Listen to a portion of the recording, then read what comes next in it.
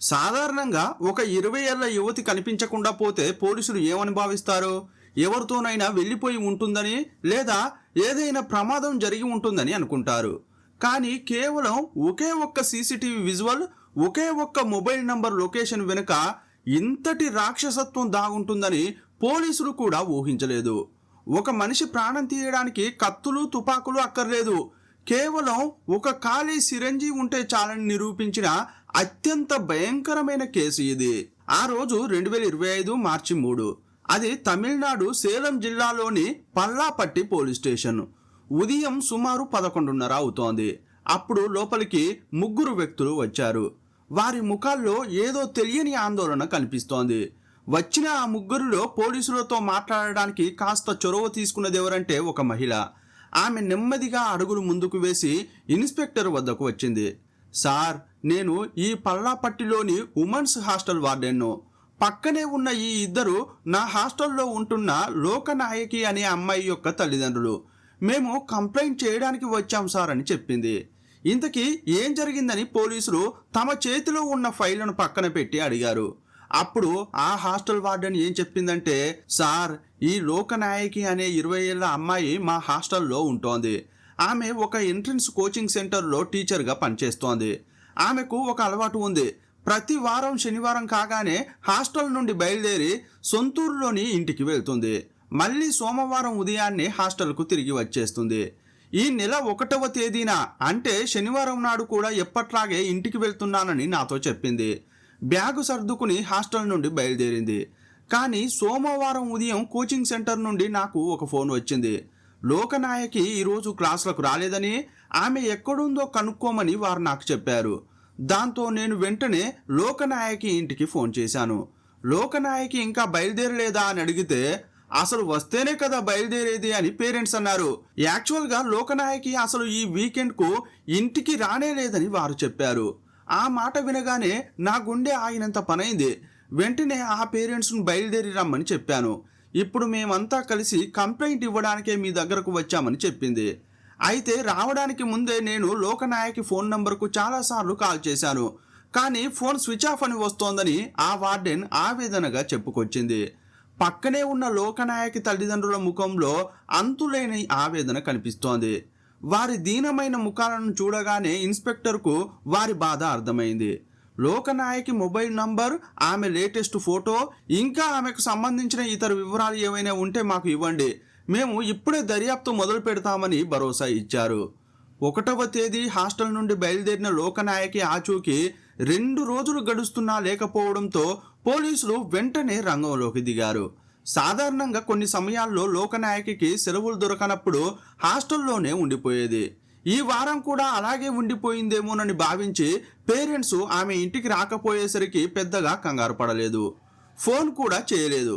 కానీ ఎప్పుడైతే సోమవారం ఉదయం హాస్టల్ వార్డెన్ నుండి బిడ్డ కనిపించడం లేదనే ఫోన్ వచ్చిందో ఆ క్షణమే ఆ తల్లిదండ్రులు భయంతో వణికిపోయారు.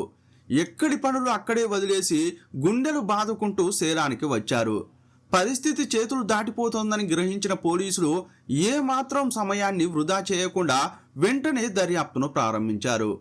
ఒక మనిషి జాడ కనిపెట్టడానికి అత్యంత కీలకమైనది మొబైల్ ఫోన్. కాబట్టి మొదట లోకనాయకి మొబైల్ నంబర్ వివరాలను, కాల్ డేటా రికార్డులను సేకరించారు. ఫోన్ లొకేషన్ను ట్రాక్ చేయగా చివరగా అది ఏర్కాడు కొండల దగ్గర స్విచ్ ఆఫ్ అయినట్లు టెక్నికల్ బృందం కనిపెట్టింది. ఏర్కాడ్ అనేది ప్రసిద్ధి చెందిన పర్యాటక ప్రాంతం. దట్టమైన అడవులు, ఎత్తైన కొండలు, ప్రకృతి అందాలను చూడడానికి ప్రతిరోజు వేలాది మంది పర్యాటకులు వస్తుంటారు. లోకనాయకి ఫోన్ లొకేషన్ అక్కడ చూపించడంతో పోలీసులకు అనుమానం మరింత బలపడింది. వెంటనే ఒక పోలీస్ బృందం ఏర్కాడ్కు చేరుకుంది. కొండపై ఉన్న దుకాణాల్లో, హోటళ్లలో టూరిస్ట్ గైడ్లకు లోకనాయకి ఫోటోను చూపిస్తూ పోలీసులు ఆరా తీశారు. శనివారం లేదా ఆదివారం ఈ అమ్మాయి ఇక్కడికి రావడం ఎవరైనా చూసారా అని అడిగారు. పోలీసులు ఎంత వెతికినా ఎలాంటి ఫలితం లేకుండా పోయింది. ఎవరూ కూడా లోకనాయకిని గుర్తుపట్టలేదు. చివరిసారిగా ఆమె మొబైల్ సిగ్నల్ చూపించిన ప్రదేశంలో కూడా ఎటువంటి చిన్న సమాచారం కానీ ఆధారాలు కానీ దొరకకపోవడంతో పోలీసులు తీవ్ర నిరాశకు లోనయ్యారు. అక్కడ దారి మూసుకుపోవడంతో దర్యాప్తు అధికారులు రూటు మార్చారు. అసలు ఆమెకు ఎవరెవరితో పరిచయాలు ఉన్నాయో తెలుసుకోవడానికి ఆమె మొబైల్ యొక్క కాల్ హిస్టరీని లోతుగా పరిశీలించడం ప్రారంభించారు.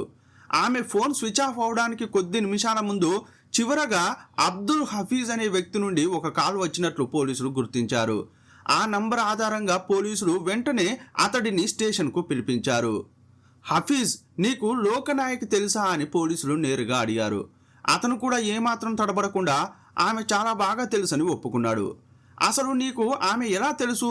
మీ ఇద్దరి మధ్య ఉన్న సంబంధం ఏంటి అని పోలీసులు అడిగారు. సార్, మేము మంచి స్నేహితులం. మా స్నేహం 5 ఏళ్ల నాటిదని చెప్పాడు. అయితే ప్రస్తుతం విడిపోయాం. ఎందుకంటే నాకు త్వరలోనే పెళ్లి కాబోతోంది. ఇంట్లో వాళ్ళు సంబంధాలు చూస్తున్నారు. పెళ్లి ఫిక్స్ అయ్యాక, కుటుంబ బాధ్యత వచ్చాక ఇతర అమ్మాయిలతో స్నేహం చేయడం, వారితో మాట్లాడడం సరికాదు అనిపించింది. అందుకే లోకనాయకుతో ఉన్న సంబంధాన్ని, స్నేహాన్ని వదులుకున్నాను. కాకపోతే మేము చాలా కాలం పాటు మంచి స్నేహితులుగా ఉన్నాం. అందుకే నా పెళ్లి కాబోతున్న విషయాన్ని, నా నిర్ణయాన్ని స్వయంగా ఆమెకే చెప్పేద్దామని అనుకున్నాను. ఆ విషయం చెప్పడానికే ఈ నెల 1వ తేదీన ఆమెకు ఫోన్ చేశాను అని చెప్పాడు. అయితే లోకనాయకి మిస్ అయిన 1వ తేదీన హఫీజ్ ఆమెకు ఫోన్ చేసినట్లు పోలీసుల దగ్గర ఉన్న కాల్ డేటా రికార్డులో స్పష్టంగా ఉంది. అతను కూడా సరిగ్గా అదే విషయాన్ని ఎక్కడా దాచకుండా అంగీకరించడంతో పోలీసులకు అతనిపై కాస్త నమ్మకం కుదిరింది. సరే, నీకు లోకనాయక్ గురించి ఇంకా ఏమైనా విషయాలు తెలుసా అని అడిగారు. అప్పుడు హఫీజ్, సార్, లోకనాయకి చాలా స్మార్ట్ అమ్మాయి, పైగా చాలా మంచిది. ఆమెకు ఎలాంటి చెడు అలవాట్లు లేవు. నాకు జీవితంలో చాలామంది స్నేహితులు ఉన్నారు. కానీ వారిలో నాకు వ్యక్తిగతంగా బాగా నచ్చిన, నేను ఎంతో గౌరవించే ఆప్తమిత్రురాళ్ళు ఎవరైనా ఉన్నారంటే అది లోకనాయకి మాత్రమే అని చెప్పాడు. అతడు చెబుతున్నది నిజమేనా కాదా అని క్రాస్ చెక్ చేయడానికి పోలీసులు అతని కాల్ డేటా రికార్డులను తెప్పించారు. చాలా నిశితంగా పరిశీలించారు. ఆ రికార్డులను చూసినప్పుడు హఫీజ్ తరచుగా లోకనాయకికి ఫోన్ చేసేవాడని, ఆమె కూడా అంతే ఆత్మీయంగా అతనికి తిరిగి కాల్ చేసేదని స్పష్టమైంది. కానీ విచారణ సమయంలో హఫీజ్ ప్రవర్తనలో కానీ, అతని ముఖ కవలికల్లో కానీ పోలీసులకు ఎలాంటి అనుమానం కలగలేదు. చివరకు లోకనాయకి గత శనివారం నుండి కనిపించడం లేదన్న అసలు విషయాన్ని హఫీజ్కు పోలీసులు చెప్పారు. ఆ మాట వినగానే అతడు చాలా బాధపడ్డాడు. సార్, లోకనాయకి కనిపించడం లేదా? నేను అస్సలు నమ్మలేకపోతున్నాను. దయచేసి ఆమెను ఎలాగైనా చేసి కనిపెట్టండి అని పోలీసులను వేడుకున్నాడు. హఫీజ్ మాట తీరు, అతని కళ్ళల్లోని ఆవేదనను గమనించిన పోలీసులకు లోకనాయకి అదృశ్యం వెనుక హఫీజ్కు ఎటువంటి సంబంధం లేదని అనిపించింది. అందువల్ల అతన్ని ఇంటికి వెళ్ళమని చెప్పారు. కానీ కేసు విచారణ మళ్ళీ మొదటికి వచ్చింది. పోలీసులు ఎంత వెతికినా లోకనాయకి ఆచూకీ దొరకలేదు. 20 ఏళ్ల ఒక యువతి హాస్టల్ నుండి బయలుదేరి 2 రోజులు గడుస్తున్నా అటు ఇంటికి వెళ్ళాక ఇటు ఫోన్ కూడా స్విచ్ ఆఫ్ అని వస్తుంటే కన్నవారి గుండెల్లో ఎలాంటి భయాలు మొదలవుతాయో అందరికీ తెలుసు. ఈ రోజుల్లో సమాజంలో జరుగుతున్న దారుణాలు చూస్తుంటే అసలు ఆమె క్షేమంగానే ఉందా, లేక ఆమెను ఎవరైనా కిడ్నాప్ చేసి అత్యాచారం చేసి దారుణంగా చంపేశారా అనే ఆలోచనలు రావడం సహజం.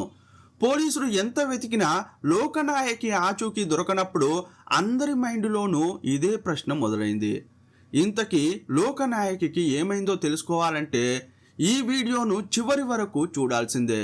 మీరు చూస్తున్నది తెలుగు మిస్టరీ. నేను మీ ప్రభాకర్.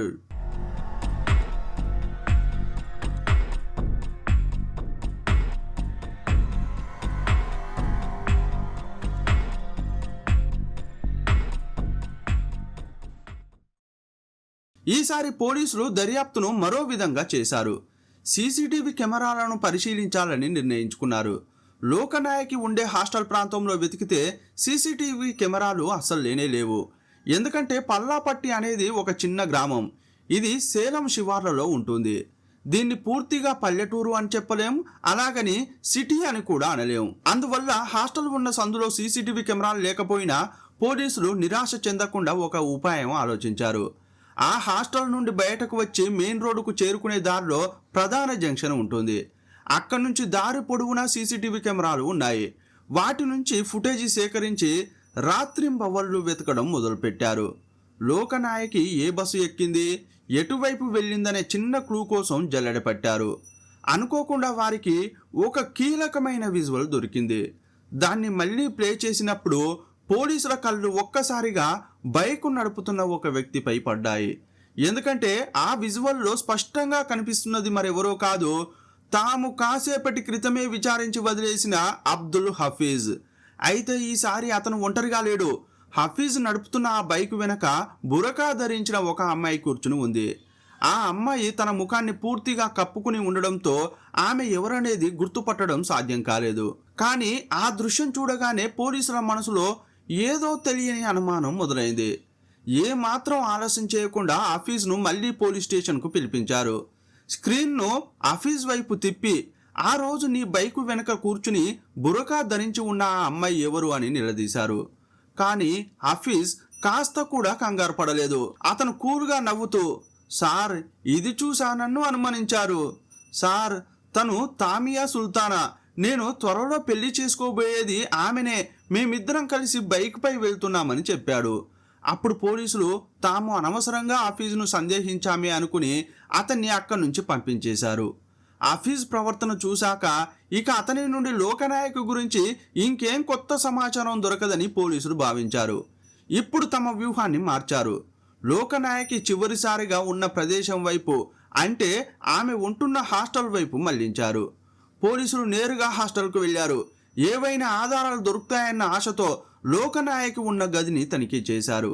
అక్కడి వస్తువులను, పుస్తకాలను క్షుణ్ణంగా పరిశీలిస్తుండగా ఒక అమ్మాయి లోపలికి వచ్చింది. ఆమె మరెవరో కాదు, లోకనాయకి రూమ్మేట్. లోకనాయకి వ్యక్తిగత జీవితం గురించి ఇప్పటి వరకు ఎవరికీ తెలియని కొన్ని విషయాలను పోలీసులకు ఆమె చెప్పింది. సార్, లోకనాయకి ఈ మధ్య కాలంలో హిందూ మతాన్ని వదిలి ముస్లింగా మారింది. ఆమె ముస్లిం మతంలోకి మారడమే కాకుండా తన పేరును కూడా మార్చుకుంది. ఆమె కొత్త పేరు అల్బియా. చివరి రోజుల్లో ఆమె ముస్లిం అమ్మాయిలు ధరించే సంప్రదాయ దుస్తులనే ధరించడం మొదలుపెట్టింది. అంతేకాదు ఆమెకు ముస్లిం యువకుడితో సంబంధం కూడా ఉండింది. ఆ వ్యక్తి ఎవరని నేను ఎంత అడిగినా త్వరలో చెప్తాలే అని దాటవేసేది. కానీ ఎప్పుడూ అతని పేరు మాత్రం చెప్పలేదు. ఇలాంటి సమయంలోనే ఆమె హఠాత్తుగా కనిపించకుండా పోయింది. ఇలా జరుగుతుందని నాకు ముందే తెలిసి ఉంటే నేను ఖచ్చితంగా ఆ యువకుని వివరాలన్నీ అడిగి తెలుసుకునేదాన్ని అంటూ ఆమె కన్నీరు పెట్టుకుంది. అయితే లోకనాయకి తన పేరును అల్బియాగా మార్చుకోవడమే కాకుండా ముస్లిం అమ్మాయిలాగా బురకా ధరించడం మొదలుపెట్టిందని రూమ్మేట్ చెప్పిన మాటలు వినగానే పోలీసుల మైండ్లో ఒక్కసారిగా సందేహం కలిగింది. వెంటనే పోలీసులు ఆ రూమ్మేట్ను మరిన్ని వివరాలు అడిగారు. ఏమ్మా, లోకనాయకి లేదా అల్బియా బయటకు వెళ్ళేటప్పుడు బురకా వేసుకునేదా అని అడిగారు. అవును సార్, ఆమె బురకా వేసుకునేది. ఈ మధ్య బురకా ధరించడం అంటే ఆమెకు చాలా ఇష్టంగా మారింది. ఎక్కడికి వెళ్ళినా దాదాపు బురకా వేసుకునే వెళ్ళేదని చెప్పింది. ఈ చిన్న సమాచారం కేసును మలుపు తిప్పే పెద్ద ఆధారంగా మారింది. ఎందుకంటే హైవేపై ఉన్న సీసీటీవీ విజువల్స్లో అబ్దుల్ హఫీజ్ నడిపిన బైక్ వెనక బురకా ధరించిన ఒక అమ్మాయి కూర్చుని ఉంది. అప్పట్లో ఆమె తన కాబోయే భార్య తామియా సుల్తానా అని హఫీజ్ చెప్పాడు. కానీ ఇప్పుడు లోకనాయకి కూడా బురకా ధరించే అలవాటు ఉందని, ఆమె కూడా అలాగే తిరుగుతోందని రూమ్మేట్ చెబుతోంది. ఈ రెండు విషయాలను లింక్ చేసినప్పుడు పోలీసులకు మళ్ళీ హఫీజ్ పై అనుమానం కలిగింది. ఆ బైక్ వెనుక ఉన్నది తామియా కాదు, లోకనాయకి కావచ్చేమో అనే అనుమానం వారిని నిద్రపోనివ్వలేదు. హఫీజ్ పై అనుమానం కలిగే సమయానికి మార్చి 4వ తేదీ సాయంత్రం అయిపోయింది. ఆ రోజు రాత్రి పోలీసులు హఫీజ్ బ్యాక్గ్రౌండ్ తెలుసుకోవడంపై దృష్టి పెట్టారు. హఫీజ్ అనే వ్యక్తి సోషల్ మీడియాలో చాలా యాక్టివ్గా ఉన్నాడని తెలిసింది. అతని ఫోన్ నంబర్ ఆధారంగా ఫేస్బుక్, ఇన్స్టాగ్రామ్ అకౌంట్లను గుర్తించారు. మరుసటి రోజు అంటే మార్చి 5వ తేదీ ఉదయానికి పోలీసులు చాలా వివరాలు సేకరించారు. ఇదే సమయంలో ఏర్కాడ్ పోలీస్ స్టేషన్ నుండి పల్లాపట్టి పోలీస్ స్టేషన్కు ఒక ఫోన్ కాల్ వచ్చింది. పల్లాపట్టి పరిధిలో లోకనాయకి అనే ఒక అమ్మాయి అదృశ్యమైందని, ఆమె గురించి చిన్న సమాచారం తెలిసినా లేదా ఏదైనా గుర్తు తెలియని శవం కనిపించినా తెలియజేయాలని చుట్టుపక్కల ఉన్న అన్ని పోలీస్ స్టేషన్లకు పల్లాపట్టి పోలీసులు ఇంతకు ముందే సమాచారం ఇచ్చారు. ఆ సమాచారానికి బదులుగానే ఇప్పుడు ఏర్కాడ్ ఎస్ఐ ఫోన్ చేశాడు. తమ పరిధిలోని ఒక నిర్మానుష్య ప్రదేశంలో ఒక యువతి మృతదేహం దొరికిందని పల్లాపట్టి పోలీసులకు చెప్పాడు. వెంటనే పల్లాపట్టి పోలీసులు వేగంగా ఏర్కాడ్ కొండ ప్రాంతానికి చేరుకున్నారు. ఏర్కాడ్ టూరిస్ట్ ప్లేస్ అంతా ఏర్కాడ్ పోలీస్ స్టేషన్ పరిధిలోనే ఉంటుంది. అక్కడ ఒక ఎత్తైన కొండపై నుంచి లోయలోకి పడిపోయిన యువతి మృతదేహాన్ని కుక్కలు పీక్కు తింటున్నాయి. ఒక కుక్క ఆ మృతదేహం యొక్క చేయిని నోటితో కరుచుకుని రోడ్డుపై పరిగెత్తడం చూసి జనం భీతిల్లారు. దాన్ని చూసి జనం అరవడంతో ఆ కుక్క చేయిని వదిలేసి పారిపోయింది. అప్పుడు జనం ఆ లోయ వైపు వెళ్ళి వెతికారు. వారికి యువతి మృతదేహం కనిపించింది. వెంటనే ఏర్కాడ్ పోలీసులకు సమాచారం అందించారు. శవాన్ని పైకి తీసి పంచనామా ప్రక్రియను పూర్తి చేసిన పోలీసులు డెడ్ బాడీని పోస్టుమార్టం కోసం ఆసుపత్రికి పంపించారు. ఆ తర్వాత చుట్టుపక్కల జిల్లాల్లో ఉన్న మిస్సింగ్ కేసుల వివరాలను పరిశీలించారు. అప్పుడు పల్లాపట్టిలో నమోదైన లోకనాయకి కేసు వారి దృష్టికి వచ్చింది. పల్లాపట్టి పోలీసులు ఇంతకు ముందు ఇచ్చిన లోకనాయకి ఫోటోను శవంతో పోల్చి చూశారు. చనిపోయిన అమ్మాయి లోకనాయకే అని గుర్తించారు. ఎందుకంటే ఆమె పైనుంచి పడిపోయినా కూడా ముఖం ఛిద్రం కాలేదు. అందువల్లే ఆమెను పోలీసులు గుర్తుపట్టగలిగారు. దీంతో లోకనాయకి మిస్సింగ్ కేసు ఒక కొలిక్కి వచ్చింది. కానీ ఆమె ప్రాణాలతో కాకుండా శవమై దొరికింది. మిస్సింగ్ కేసు ఇప్పుడు డెత్ కేసుగా మారడంతో అసలు లోకనాయకికి ఏం జరిగింది? ఆమె అంత ఎత్తు నుంచి ప్రమాదవశాత్తు పడిపోయిందా, లేక ఎవరైనా ఆమెను దారుణంగా హత్య చేసి పడేశారా, లేక తనే ఆత్మహత్య చేసుకుందా అనే కోణంలో పోలీసులు దర్యాప్తు చేశారు. ఈ దర్యాప్తును ఆమె శవం దొరికిన ఏర్కాడ్ నుండే ప్రారంభించారు. ఎందుకంటే లోకనాయకి వాడుతున్న మొబైల్ ఫోన్ చివరిసారిగా ఏర్కాడ్లోనే స్విచ్ ఆఫ్ అయిందని పోలీసులు ముందే టెక్నికల్ ఆధారాల ద్వారా గుర్తించారు.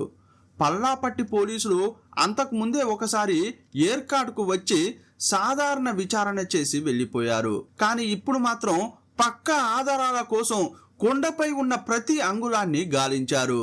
ఏర్కాడు టూరిస్ట్ ప్లేస్ చుట్టూ సిగ్నల్స్ కోసం చాలా మొబైల్ టవర్లు ఉన్నాయి. సహజంగానే ఆ టవర్లలో అక్కడ తిరిగే వేలాది మంది ఫోన్లకు సంబంధించిన చాలా డేటా ఎప్పటికప్పుడు రికార్డ్ అయి ఉంటుంది. ప్రతి మొబైల్ టవర్ పరిధిలో ఏ ఫోన్ నంబర్లు యాక్టివ్గా ఉన్నాయనే పూర్తి సమాచారం ఆ టవర్ మెయిన్ ఆఫీస్లో అందుబాటులో ఉంటుంది. పోలీసులు ఏమాత్రం ఆలస్యం చేయకుండా ఆ డేటా అంతా సేకరించారు.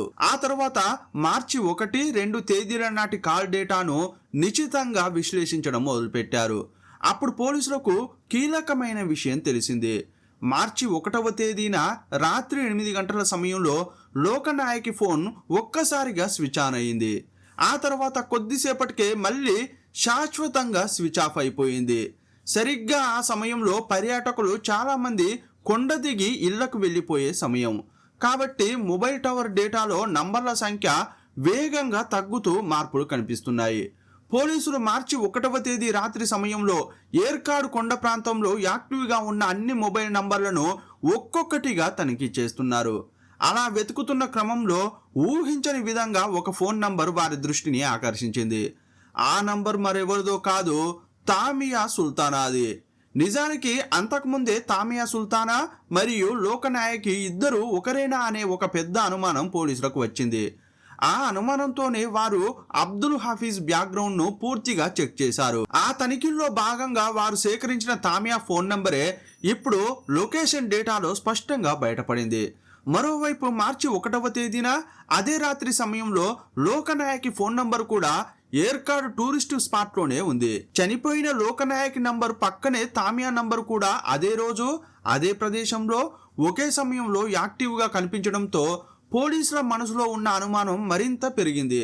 లోకనాయకి మరణం సంభవించిన సమయంలో తామియా కూడా అక్కడే ఉందనే పక్కా ఆధారం దొరకడంతో ఈ మరణం వెనుక ఉన్న అసలు నిజాలు తామియాకు ఏమైనా తెలుసా అని పోలీసులు అనుకున్నారు. వెంటనే తామియాను పోలీస్ స్టేషన్కు పిలిపించారు. అయితే తామియా ఒంటరిగా రాలేదు. ఆమె స్టేషన్కు వచ్చినప్పుడు ఆమెతో పాటు అబ్దుల్ హఫీజ్ కూడా ఉన్నాడు. పోలీసులు ఆమెను ప్రశ్నించారు. తామియా, నువ్వు మరియు లోకనాయకి ఇద్దరు ఒకే సమయంలో ఏర్కాల్లో ఉన్నారని మాకు పక్కా ఆధారాలు దొరికాయి. ప్రస్తుతం లోకనాయకి శవానికి పోస్టుమార్టం జరుగుతోంది. ఆమె ఎలా చనిపోయిందో డాక్టర్ల నివేదిక ద్వారా మేము త్వరలోనే కనుగొంటాం. అందువల్ల అసలు ఏం జరిగిందో దాచకుండా నిజం చెప్పు. లోకనాయకి మరణంలో నీ పాత్ర ఏంటి, అసలు ఏం జరిగింది అని పోలీసులు గట్టిగా అడిగారు. ఆ పదునైన ప్రశ్న వినగానే తామియా ముఖంలో రంగులు మారాయి. ఆమె 1 నిమిషం పాటు ఏమీ మాట్లాడకుండా నిశ్శబ్దంగా ఉండిపోయింది. ఆ తర్వాత నెమ్మదిగా తలపైకెత్తి, సార్, ఈ లోకనాయకి నాకు చాలా బాగా తెలుసు. లోకనాయకి మరెవరో కాదు, ఆమె నా సొంత తమ్ముడి భార్య అంది. ఆ మాట వినగానే పోలీసులు ఆశ్చర్యపోయారు. అవును సార్, ఆమె నా తమ్ముడిని పెళ్లి చేసుకోవడం కోసమే హిందూ మతాన్ని వదిలి అల్బియా అని పేరు కూడా మార్చుకుంది. ముస్లిం పద్ధతి ప్రకారం ఆమెకు కావాల్సిన బురకా ఇతర వస్తువులన్నీ నేనే స్వయంగా కొనిచ్చాను. ఆమె నా తమ్ముడితో ఎంతో సంతోషంగా ఉంటుందని నేను అనుకున్నాను. కానీ మమ్మల్ని కోలుకోలేని దెబ్బ కొట్టింది. నా తమ్ముడు అకస్మాత్తుగా చనిపోయాడు. నా తమ్ముడు ఏ జబ్బుతోనూ చనిపోలేదు. లోకనాయకి అనే ఆ రాక్షసే నా తమ్ముడిని చంపేసింది అని ఏడ్చింది. ఆ హత్యను తనే చేసిందని లోకనాయకి ఒప్పుకోకపోయినా నాకు మాత్రం ఆమెనే చంపి ఉంటుందని బలమైన నమ్మకం ఉంది సార్. అందుకే నా తమ్ముడిని చంపినందుకు పగ తీర్చుకోవాలని ఆమెను ప్లాన్ ప్రకారం ఏర్కాడ్ పర్యాటక ప్రదేశానికి పిలిపించాను. కొండపై నుంచి తోసేసి చంపేశాను అని చెప్పింది. తామియా సుల్తానా అంత పెద్ద హత్య నేరాన్ని ఒప్పుకుంటూ కూడా ఏమాత్రం భయం లేకుండా చాలా కూల్గా చెప్పింది. లోకనాయకిని తానే చంపానని తామియా చెబుతుంటే పోలీసుల ముఖంలో చిరునవ్వు కనిపించింది. ఏమ్మా, నువ్వు కథ బానే అల్లావు, కానీ అందులో అంత విషయం లేదు. నువ్వు చెప్పేదంతా అబద్ధం అని పోలీసులు అన్నారు. ఆ మాటలకు తామియా షాక్ అయింది. సార్, ఎందుకలా అంటున్నారు? నేనే స్వయంగా హత్య చేశానని ఒప్పుకుంటున్నాను కదా, నన్ను అరెస్ట్ చేయండి అని అంది. అప్పుడు పోలీసులు ఏమన్నారంటే, తామియా, నువ్వు నేరాన్ని ఒప్పుకోవాలనుకుంటే ఒప్పుకో, కానీ ఒక్కసారి ఈ వ్యక్తిని చూడు అని అన్నారు. అప్పుడు పక్క రూమ్లోంచి ఒక యువతిని లోపలికి తీసుకువచ్చారు. చూడడానికి ఆమె చాలా అందంగా మోడ్రన్గా ఉంది. ఆమెను పోలీసులు కుర్చీలో కూర్చోమని చెప్పారు. అంతవరకు ధీమాగా ఉన్న తామియా ఆ యువతిని చూడగానే చాలా కంగారు పడింది. ఆమె ముఖం చెమటలు పట్టాయి. తామియాను చూసిన పోలీసులు, ఏమ్మా, ఈమె ఎవరో నీకు తెలుసా అని అడిగారు. తామియా వణుకుతున్న గొంతుతో, తెలుసు సార్, ఈమె నా స్నేహితురాలు మోనిషా అని చెప్పింది. అప్పుడు పోలీసులు, తామియా, నువ్వు రావడానికి ముందే మేము ఈ మోనిషాను ప్రశ్నించాము. అప్పుడు మోనిషా అసలు విషయాలు అన్నీ చెప్పింది. కానీ నువ్వు ఇందాక చెప్పావే తమ్ముడు స్టోరీ, అదంతా కట్టు కదా. అసలు నిజాలేంటో నీ ముందు చెబితే బాగుంటుంది కదా. అందువల్ల మోనిషా, మరొక్కసారి ఆ నిజమేంటో మొత్తం చెప్పమ్మా అన్నారు. అప్పుడు మోనిషా మరోసారి అసలు విషయం చెప్పింది. అప్పుడు మోనిషా ఏం చెప్పిందంటే, సార్, నేను, తామియా, ఆఫీజ్ ముగ్గురం ఇన్స్టాగ్రామ్ స్నేహితులం. మా అందరికీ స్నేహితురాలు ఈ లోకనాయకి. మేము నలుగురం చాలా మంచి స్నేహితులం. ఆ స్నేహం రోజు రోజుకు పెరిగి చివరకు హద్దులు దాటింది. మా ముగ్గురికి హఫీజ్తో శారీరక సంబంధం ఏర్పడింది. అయితే నేను, తామియా దాన్ని కేవలం ఎంజాయ్మెంట్ లాగే చూసాం. కానీ లోకనాయక్ మాత్రం అలా కాదు. ఆమె హఫీజ్తో ఫిజికల్ రిలేషన్షిప్లో ఉన్నాక అతనినే పెళ్లి చేసుకోవాలని అనుకుంది. మా స్నేహితుల గ్రూప్లో ఉన్న అందరికీ హఫీజ్తో ఏ విధంగా సంబంధం ఉందో ఆమెకు కూడా అలాగే ఉండింది. మా ఆధునిక స్నేహితుల మధ్య శృంగారం అనేది అస్సలు ఒక పెద్ద సమస్యే కాదు. మాకు అదొక కామన్ విషయం. కానీ లోకనాయక్ మాత్రం తన ఒంటిపై చేయి వేసిన వ్యక్తిని పెళ్లి చేసుకోవాలని నిర్ణయించుకుంది. పెళ్లి చేసుకో అని రోజు రోజుకు హఫీజ్ను విపరీతంగా బలవంతం చేసేది. అప్పుడు మాకు వేరే దారి లేకపోయింది. మాకు ఎవరికీ పెళ్లి చేసుకోవడం అస్సలు ఇష్టం లేదు. జీవితాంతం ఇలాగే ఫ్రీగా ఉంటూ ఎంజాయ్ చేయాలనేది మా ఉద్దేశం. అందువల్ల ఇక ఆమెతో మాకు కుదరదని ఎలాగైనా మేము ఆమెను వదిలించుకోవాలని నిర్ణయించుకున్నామంది. ఈ మాటలు విన్న పోలీసులు తామియా వైపు చూస్తూ, ఏమ్మా, ఇంతకుముందు నీ తమ్ముణ్ణి లోకనాయకి చంపేసిందని, అందుకే పగతో ఆమెను చంపానని ఒక కథ చెప్పావు కదా, మరి ఇప్పుడు ఆ కథనే కేసు డైరీలో రాసుకోమంటావా, లేక నీ అబద్ధాల కథను మార్చమంటావా అని నిలదీశారు. దాంతో తామియా ముఖం విలవిలబోయింది. ఆమె తలదించుకుని, సార్, నన్ను క్షమించండి. అది నేను మిమ్మల్ని నమ్మించడానికి ఊరికే చెప్పాను.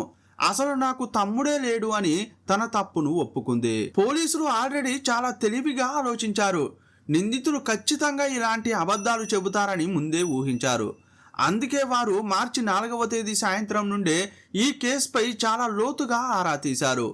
అబ్దుల్ హఫీజ్ మొబైల్ నంబర్ ఆధారంగా అతని సోషల్ మీడియా ఖాతాలను నిశితంగా పరిశీలించారు. అప్పుడు లోకనాయకి, మోనిషా, తామియా ఈ ముగ్గురు ఇన్స్టాగ్రామ్లో హఫీజ్కు స్నేహితులని పోలీసులకు తెలిసింది. ఇన్స్టాగ్రామ్లో కేవలం పోస్టులు పెట్టడం, కామెంట్లు చేయడమే కాకుండా అందులో రహస్యంగా మాట్లాడుకోవడానికి గ్రూపులు క్రియేట్ చేసే సదుపాయం కూడా ఉంది. హఫీజ్, లోకనాయకి మరియు ఈ ఇద్దరు అమ్మాయిలు కలిసి ఒక ప్రత్యేక గ్రూప్లో సభ్యులుగా ఉండేవారు. వారి డిజిటల్ లూప్ని బ్రేక్ చేయడానికి పోలీసులు సాంకేతిక పరిజ్ఞానాన్ని ఉపయోగించి ఆ గ్రూప్లో వారు పరస్పరం పంపుకున్న మెసేజ్లను హ్యాక్ చేసి మరీ చూశారు. ఆ చాటింగ్లు చూసి పోలీసులే షాక్ అయ్యారు. ఎందుకంటే అందులో శృంగారభరితమైన చాటింగ్లు ఉన్నాయి. సమాజం ఏమనుకున్నా పర్వాలేదనేలా ఒకరితో ఒకరు చాలా ఫ్రెండ్లీగా ఏమైనా మాట్లాడుకునే వింతైన గ్రూపు అది. ఆ గ్రూపు అలా సాగుతుండగా ఒకానొక దశలో లోకనాయకిని ఆ గ్రూప్ నుండి బయటకు పంపినట్లు పోలీసులు గమనించారు. హఫీజ్ను పెళ్లి చేసుకోవాలని తన మనసులోని కోరికను ఆమె ఎప్పుడైతే చెప్పిందో ఆ తర్వాతే మిగతా వారు ఆమెను ఆ గ్రూప్ నుండి తొలగించారు. నిజానికి ఆమెను ఆ గ్రూప్ నుండి తీసేసిన తర్వాత కథ అక్కడితో ఆగిపోలేదు. హఫీజ్ మరియు ఈ ఇద్దరు అమ్మాయిలతో కలిసి లోకనాయకికి తెలియకుండా ఒక కొత్త గ్రూప్ క్రియేట్ చేశారు. పాత గ్రూప్లో నలుగురు కలిసి చర్చలు జరుపుతుంటే ఈ కొత్త గ్రూప్లో మాత్రం ఈ ముగ్గురు కలిసి లోకనాయకిని ఎలా చంపాలో రహస్యంగా ప్లాన్ చేశారు. ఆమెను చంపడానికి వారు ఆ చాటింగ్లో రకరకాల ఐడియాలు చర్చించుకున్నారు. కొండపై నుంచి కిందకు నెట్టేయడం, వాహనంతో గుద్దించడం, ఉరివేయడం, కొట్టి చంపడం, ఇలా ఒకటా రెండా చాలా క్రూరమైన మార్గాల గురించి వారు ఆ గ్రూప్లో మాట్లాడుకున్నారు. అలా చర్చలు జరుగుతున్న సమయంలో మోనిష ఒక ఐడియా ఇచ్చింది. ఆమె వృత్తిరీత్యా ఒక నర్సు. తన పరిజ్ఞానాన్ని ఉపయోగించి ఆమె ప్లాన్ వేసింది.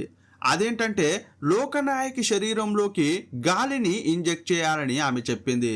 సాధారణంగా మన శరీరంలోని నరాల్లోకి కేవలం గాలిని పంపిస్తే అది రక్తనాళాల్లోకి వెళ్ళి ప్రాణాంతకం అవుతుంది. దానివల్ల కార్డియాక్ అరెస్ట్ అయ్యే అవకాశం కూడా ఉంది. ఒక నర్సుగా మోనిషాకు ఇదంతా బాగా తెలుసు. సాధారణంగా మనం ఏదైనా అనారోగ్యంతో ఆసుపత్రికి వెళ్ళినప్పుడు సిరంజిలోని గాలిని పూర్తిగా తీసేసిన తర్వాతే మందు నింపి మన శరీరంలోకి ఎక్కిస్తారు. మనం ఖచ్చితంగా ఇది గమనించే ఉండి ఉంటాం. ఎందుకంటే గాలి లోపలికి వెళ్తే రక్తంలో బుడగలు ఏర్పడి పెద్ద సమస్య అవుతుంది. ఇక్కడ అదే ట్రిక్ని వాడుకుని గాలినే లోకనాయకి నరాల్లోకి పంపి చంపాలని మోనిషా నిర్ణయించుకుంది. ఈ ప్లాన్ వేసుకున్న తర్వాత లోకనాయకిని ఎయిర్ కార్ రప్పించారు. రాత్రి పర్యాటకులు అందరూ వెళ్ళిపోయే వరకు వారు ఏ మాత్రం కదలకుండా ఆ కొండపైనే ఉన్నారు. లోకనాయకి శరీరంలోకి గాలిని పంపు చేశారు. ఆ గాలి ఆమె శరీరంలోకి వెళ్ళగానే రక్త ప్రసరణ ఆగిపోయి ఊపిరాడక లోకనాయకి విపరీతమైన నొక్కితో ఉక్కిరి బిక్కిరి అయింది. లోకనాయకి పూర్తిగా స్పృహ తప్పి పడిపోతుందని నిర్ధారించుకున్నాక ఎలాంటి సాక్ష్యాలు దొరకకూడదని ఆమెను కొండపై నుంచి కిందకు నెట్టేశారు. పడిన వేగానికి ఆమె అక్కడికక్కడే చనిపోయింది. ఆమె చనిపోయిందని ఖరారు చేసుకున్నాక కొండపై హత్య చేసిన ఆ ఇద్దరు యువతులు ఏమీ తెలియనట్టు కిందకు దిగి వచ్చారు. రోడ్డు పక్కన వేచి ఉన్న అబ్దుల్ హఫీజ్ బైక్ పై ఎక్కారు. అయితే ఈ దారుణమైన కేసులో తాను ఎక్కడా దొరకకూడదని హఫీజ్ ఆ రోజు తన మొబైల్ను ఎయిర్ కార్డుకు తీసుకురాకుండా తన ఇంట్లోనే వదిలేసి వచ్చాడు. ఎందుకంటే మొబైల్ సిగ్నల్స్ మరియు లొకేషన్ ఆధారంగానే పోలీసుల దర్యాప్తు జరుగుతుందని అతనికి పక్కాగా తెలుసు. ఒకవేళ ఆ అమ్మాయిలు ఇద్దరూ పోలీసులకు దొరికిపోయినా కనీసం హఫీజ్ బయట ఉంటే తమను ఎలాగోలా కాపాడగలడని ఆ అమ్మాయిలు కూడా నమ్మారు. కానీ పోలీసులు ఈ సమాచారం అంతా వారి ఇన్స్టాగ్రామ్ చాటింగ్ రికార్డుల నుంచి సేకరించారు. ప్రస్తుతం ఈ కేసు విచారణలో ఉంది. సోషల్ మీడియా మనకు వందలాది పరిచయాలను ఇవ్వచ్చు, కానీ అవన్నీ నిజమైన స్నేహాలు కావు. లోకనాయకి ఇన్స్టాగ్రామ్లో పరిచయమైన స్నేహితులను ప్రాణం కంటే ఎక్కువగా నమ్మింది. తన మతాన్ని, చివరికి తన పేరును కూడా మార్చుకునేంతగా మాయలో పడిపోయింది. కానీ ఆమె ఎవరినైతే తన ప్రపంచం అనుకుందో ఆ ముఖాల వెనుక నరరూప రాక్షసులు ఉన్నారని ఆమె గ్రహించలేకపోయింది. స్క్రీన్ మీద కనిపించే నవ్వులు, లైకులు నిజమైన బంధాలు కావు. పరిచయం లేని ఆన్లైన్ ప్రపంచంలో ఎవరిని ఎంతవరకు నమ్మాలో ఒక గీత గీసుకోవాలి. ప్రేమ అనేది ఒకరి జీవితాన్ని గౌరవించాలి. కానీ ఈ కేసులో కనిపించే బంధాలన్నీ కేవలం శారీరక వ్యామోహాలు మరియు మితిమీరిన స్వార్థంతో కూడుకున్నవి. లోకనాయకి హఫీజ్ను పెళ్లి చేసుకోవాలని అనుకుంటే తామియా, మోనిషాలు మాత్రం ఆమె తమ విచ్చలవిడిగా ఉండే జీవితానికి అడ్డు వస్తోందని భావించారు. అందువల్ల ఆమెను పక్కా ప్లాన్ ప్రకారం అంతం చేశారు. తనతో కలిసి నవ్వుతూ తిరిగిన వారే చివరకు కొండపై నుంచి లోయలోకి తోసేసి చంపేశారు. ఏ బంధంలోనైనా స్వార్థం హద్దులు దాటితే అక్కడ మనుషులు మృగాలుగా మారిపోతారు. ఈ కేసులో మోనిషా ప్రవర్తన చాలా అంటే చాలా దుర్మార్గమైనది. హాస్పిటల్లో చావు బతుకుల్లో ఉన్న రోగులకు ఇంజెక్షన్ ఇచ్చి ప్రాణాలు కాపాడాల్సిన చేతులతో నరాల్లోకి గాలిని పంపి ప్రాణం ఎలా తీయాలో క్రూరమైన ఐడియా ఇచ్చింది. ఆమెకు చదువు ఉంది, సమాజంలో మంచి ఉద్యోగం ఉంది. కానీ కనీస మానవత్వం, సాటి మనిషి ప్రాణం పట్ల గౌరవం లేవు. ఎంత చదివాం, ఎంత సంపాదిస్తున్నాం అనే దానికంటే మనిషికి ఎంత సంస్కారం ఉంది, ప్రాణం పట్ల ఎంత విలువ ఉందనేదే ముఖ్యం. లోకనాయకిని ఆమె తల్లిదండ్రులు అల్లారు ముద్దుగా పెంచుకున్నారు. ఆమె జీవితంలో ఎంతో ఎత్తుకు ఎదుగుతుందని అనుకున్నారు. కానీ చెడు స్నేహాల వల్ల ఇలా అర్ధంతరంగా చనిపోయిందని తెలిసినప్పుడు వారి గుండెల్లో కలిగిన దుఃఖం వర్ణనాతీతం. పిల్లలు తమ డిజిటల్ ప్రపంచంలో స్నేహితులనే భ్రమల్లో మునిగిపోయి చేసే తప్పులకు చివరికి కన్నీరు మున్నీరు కావాల్సింది కన్నవారే. డిజిటల్ యుగంలో బతుకుతున్న ప్రతి యువతి యువకుడు ఆలోచించి అడుగేయాల్సిన సమయం ఇది. స్వేచ్ఛ పేరుతో హద్దులు దాటే వ్యామోహాలు, ముఖం తెలియని సోషల్ మీడియా స్నేహాలు ఎంతటి భయంకరమైన ముగింపును ఇస్తాయో చెప్పడానికి ఈ లోకనాయకి ఘటనే ఒక సజీవ సాక్ష్యం. ఈ కేసుపై మీ అభిప్రాయం ఏంటో కామెంట్ బాక్స్లో రాయండి. మరో వీడియోలో మళ్ళీ కలుసుకుందాం. అప్పటి వరకు సెలవు. జై హింద్.